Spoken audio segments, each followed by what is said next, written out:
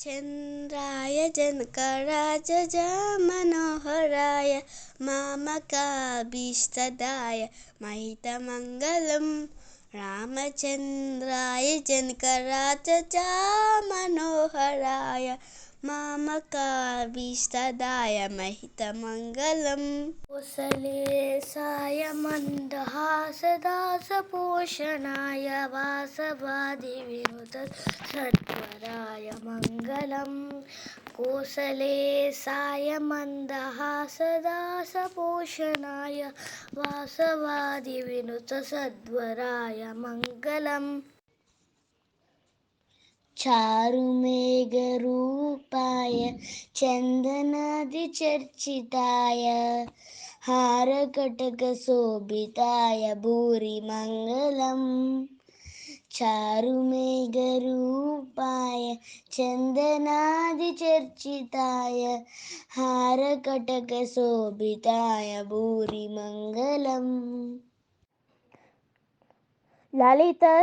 ललितरत्नकुण्डलाय तुलसीवनमालिकाय जलजसदृशदेहाय चारुमङ्गलम् ललितरत्नकुण्डलाय तुलसीवनमालिकाय जलजसदृशदेहाय चारुमङ्गलम् देवकेशपुत्राय देवदेवोत्तमाय चापजातगुरुवराय भव्यमङ्गलम् देवकेशपुत्राय देवदेवोत्तमाय चापजातगुरुवराय भव्यमङ्गलम् पुण्डरीकाक्षाय पूर्णचन्द्रवदनाय अण्डजातवाहनाय अतुलमङ्गलम् पुण्डरीकाक्षाय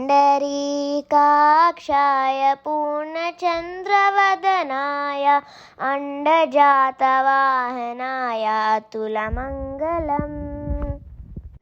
विमलरूपाय विविधवेदान्तवेद्याय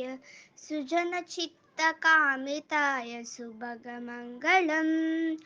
विमलरूपाय विविधवेदान्तवेद्याय सुजनचित्तकामिताय सुभगमङ्गलम् रामदासमृदुलहृदयतामरसानिवासाय स्वामी भद्रगिरिवराय सर्वमङ्गलम्